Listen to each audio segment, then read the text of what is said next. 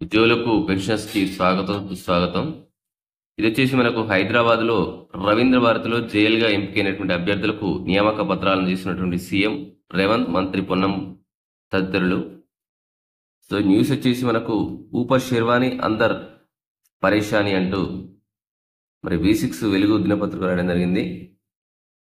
రాష్ట్ర ఆర్థిక పరిస్థితిపై సీఎం రేవంత్ కేసీఆర్ చేసిన అప్పులు తప్పులకే ప్రతి నెల 6,500 కోట్లు రాష్ట్రానికి ఆయన ఇచ్చింది ఫైనాన్షియల్ క్యాన్సర్. వాస్తవాలు ఎన్నాళ్ళు దాచిపెడతారు, అబద్ధాలు చెప్తూ రాష్ట్రాన్ని నడపలేం. నిజాలు మీతో పంచుకొని అభివృద్ధికి కృషి చేస్తా. 10 ఏళ్ళు పాలించినోళ్ళు మమ్మల్ని 10 నెలలకే దిగిపోంటుండ్రు.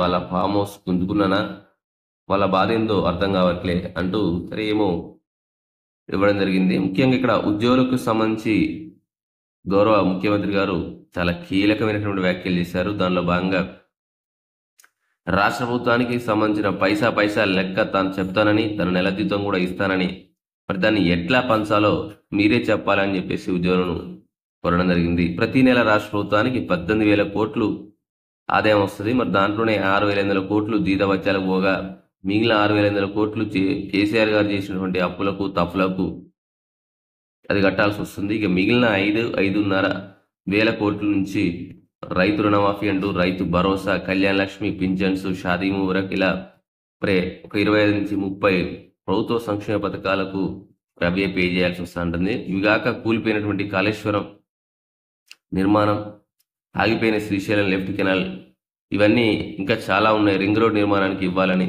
గత ప్రభుత్వం కాంట్రాక్టర్లకి 42,000 కోట్ల బకాయిలు పెట్టిపోయిందని చెప్పేసి చాలా అన్నారు. షాదీ ముబారక్ అని ఇంకేదో అని ఇట్లా పెట్టారు. వాస్తవానికి దీనిపై సీఎం గారు ఈ విధంగా స్పందించడం సరైనది కాదని చెప్పేసి అందరూ వ్యాఖ్యానిస్తున్నారు.